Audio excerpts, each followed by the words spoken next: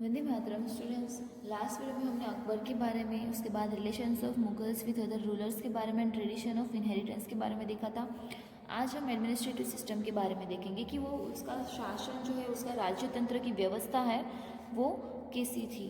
The subedari system was implemented during the Mughal period. जो सूबेदार होते थे, सूबागिरी जिसको बोलते हैं, वो मुगल के दो पीरियड में चलाई गई थी। अकबर डिवाइडेड इस किंगडम इनटू 15 सेक्शन। अकबर ने अपने राज्य को 15 सेक्शन में डिवाइड किया था।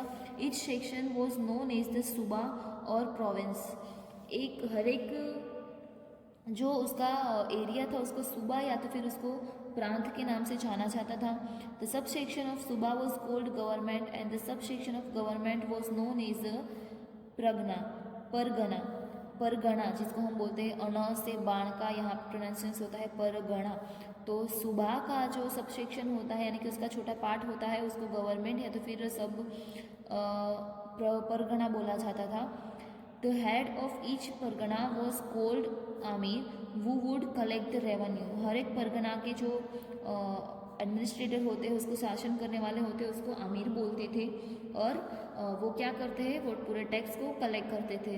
There was gram panchayat in village and the head was known as Patel, Chaudhary, Muqaddam et cetera. वहाँ पे गांव में ग्राम पंचायत भी होती थी और उसके हेड जो होते सरपंच अभी के समय में होते, तो उस समय भी ग्राम पंचायत के हेड अकबर ने अपॉइंट किए हुए थे, तो उसको पटेल, चौधरी और मुकादम भी जाना चाहते थे। Thus during the time various executives were appointed. उस समय भी बहुत सारे अलग अलग एग्जीक्यूटिव्स जो होते हैं, अलग अलग समाज के पद होते थे, वो बनाए गए थे। सबसे पहले एक बड़ा साम्राज्य होता था, उसको 15 प्रोविंसेस में उसको डिवाइड किया गया, जिसको सूबा या तो फिर प्रोविंसेस बोला जाता था। फिर उस एरिया को भी छोटे परगना में डिवाइड किया गया। परगना के जो हेड होते हैं उसको अमीर बोला जाता था, जो कि रेवेन्यू कलेक्ट करते थे। फिर उसके बाद छोटे छोटे गांव होते थे, तो उसकी ग्राम पंचायत होती थी और उसके हेड को पटेल, चौधरी या मुकादम भी बोलते थे। नेक्स्ट पेज पे नेक्स्ट पैराग्राफ देखते हैं। During the Akbar's reign pilgrim tax was not levied, thus therefore would be huge crowd in the pilgrim center। Way Pilgrim tax यानी कि जो यात्रा का टैक्स होता है, यानी कि हम किसी की यात्रा पे जाते हैं, कहीं पे मंदिर, जो धार्मिक यात्रा स्थल पे जाते हैं, तो उसके लिए टैक्स लिया जाता था। लेकिन वो जो यात्रा का टैक्स होता है, यात्रा वेरो जो जिसको हम बोलते हैं यात्रा कर, उसको माफ़ किया गया था। इसलिए सारे धार्मिक स्थलों के ऊपर बहुत लोगों की भीड़ जमी रहती थी। Akbar was considered to be the most tolerant and benevolent king among all the Mughal rulers. अभी अकबर जो है वो उसके सारे मुगल शासकों के बीच में सबसे ज़्यादा सहिष्णु और उदार शासक था। सहिष्णु यानी कि सारे धर्मों में बिलीव करने वाले, सारे रिलीजन में बिलीव करने वाले राजा। ये regularly organise religious meets in prayer hall at Sikri. Sikri का जो प्रेयर होल था उसके अंदर वो ऑलवेज रेगुलरली एक धार्मिक मीटिंग का आयोजन करते थे। It was called discussion hall as religious matter was discussed there. Representatives from all religions attended the meeting. The royal court was adorned by scholars। और वो जो धार्मिक मीटिंग होती थी, धार्मिक सभा होती थी, वो सिगरी के इबादत खाना में होती थी और इसलिए उसको चर्चा सभा भी कहते थे, क्योंकि वहाँ पे सारे धर्मों के ऊपर बहुत बड़ा डिस्कशन होता था। और अभी ये सभा सारे धर्मों की है, तो इसकी सभा में, अकबर की जो सभा होती थी उसमें सारे धर्मों के बहुत बड़े बड़े प्रतिनिधि आते थे और उसकी जो पूरी सभा होती थी वो बहुत बड़े विद्वानों के साथ वो बहुत ही अच्छी लगती थी। यानी कि वो जो सोने पे सुहागा बोलते ना, बहुत ही शोभना, अच्छा लगना, तो वो बहुत ही सजती थी।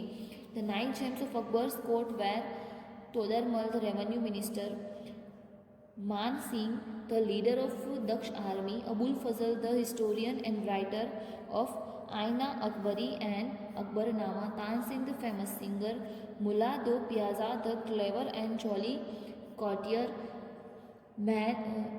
महशदा Birbal the quick wit courtier and trickster, Humam the famous vidya physician, Faizi the renowned poet and Abul Rahim the Hindi verse writer. Akbar के समय में जो उसके 9 रत्न थे, जो 9 रत्न थे जो अकबर के पास थे, तो उसकी राज्यसभा उस ऐसे 9 रत्नों से बहुत ही सजती थी। तो इसमें जो निष्णात दीवान थे टोडरमल, उसके बाद दक्ष सेना के राजा थे राजा मान सिंह, उसके बाद आईने अकबरी और अकबरनामा के जो लेखक थे, इतिहासी लेखक जिसका नाम था अबुल फजल, उसके बाद सुप्रसिद्ध गायक तानसेन, बहुत ही बुद्धि वाले और विनोदी मुल्ला जो दोपिया ऐसे थे वो हाजिर जवाबी महेशदा बिरबल, उसके बाद प्रसिद्ध वेज थे हकीम हमाम जिसका नाम था, उसके बाद सिद्धहस्त कवि थे फैजी और हिंदी के पद रचनाल अब्दुल रहीम। ऐसे सारे 9 रत्न अकबर के जो दरबार में थे और उसका दरबार बहुत ही सुसज्ज लगता था ऐसे 9 रत्नों से। अभी यहाँ पे थिंग्स टू नो में कुछ क्वेश्चन दिया गया है, जिस पहला है दीवान। दीवान यानी कि हेड ऑफ रेवेन्यू डिपार्टमेंट, महसूल व्यवस्था के सर्वोच्च अधिकारी। उसके बाद है बख्शी। बख्शी यानी कि vigilance officer of finance department, यानी कि नाणा के जो फाइनेंस डिपार्टमेंट होते हैं मनी के रिलेटेड उसके अमलदार। उसके बाद है सद्र, तो vigilance officer hood looks after religious donation charitable food extractor, यानी कि धर्मदान सदाव्रत उसके ऊपर ध्यान रखने वाले अमलदार। उसके बाद है काजी जिसका नाम होता है जज, जो न्यायाधीश होते हैं। उसके बाद है फौजदार, हेड ऑफ द गवर्नमेंट, सरकार के ऊपरी जो होते हैं वो होते हैं फौजदार। उसके बाद है कोतवाल, यानी कि the executive officer who looks after law and order, यानी कि कायदे और व्यवस्था को मेंटेन करने वाले जो होते हैं उसको बोलते हैं कोटवार। उसके बाद है मिरे बहार यानी कि controller and tax collector at ports octroi boards etcetera. बंदर है, चकात है, जो बोर्ड्स के नियंत्रण के लिए उसका जो टैक्स वसूल करने वाले होते हैं उसको बोलते हैं मिरे बहार। उसके बाद है सेनापति, यानी कि the leader of royal army. The head was usually the king himself, उसके सेनापति, उसके आर्मी के और अपनी बड़ी जो आर्मी होती है सर सेनापति, शाही सैन्यों के सर सेनापति। तो सेनापति किसी और को ना चुने के बगैर मोस्ट ऑफली टाइम्स कैसा होता था कि वो खुद राजा ही सेनापति बन जाता था।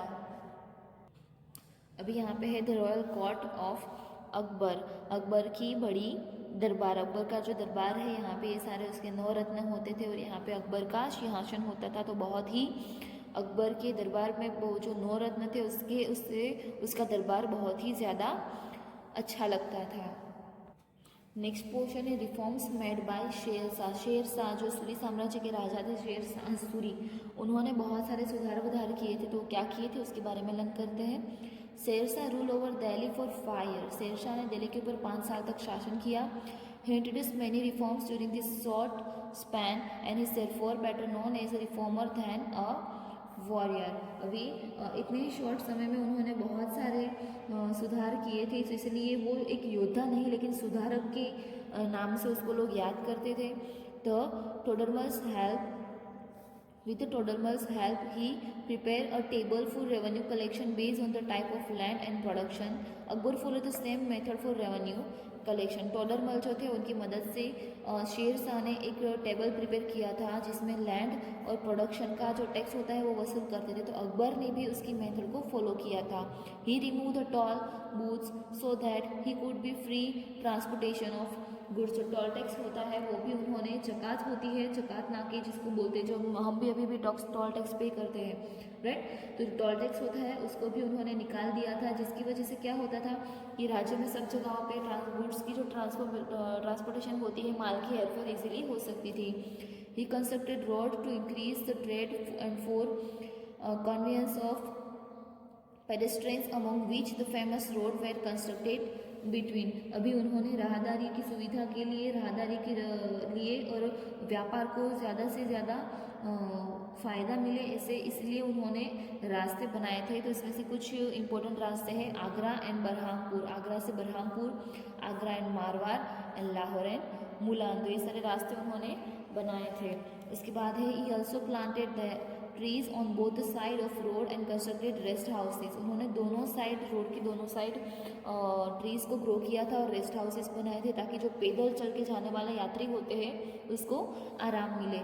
ही had set up mint houses to mint silver coins uniforms in weight. He was very strict about the discipline of the army and had therefore strictly ordered the army not to harass or the villagers or destroy crops while marching। अभी उन्होंने जो silver coins भी उन्होंने mint house टंकशाला जिसको बोलते हैं, तो mint house बना के उन्होंने सिल्वर कॉइन्स को बनाना शुरू किया था। और वो डिसिप्लिन के मामले में बहुत ही स्ट्रिक्ट थे, इसीलिए जब उसके आर्मीज जो है मार्चिंग यानी कि जब वो कुछ करते हैं, चलने की जो प्रैक्टिस करते हैं, तो उस समय उनको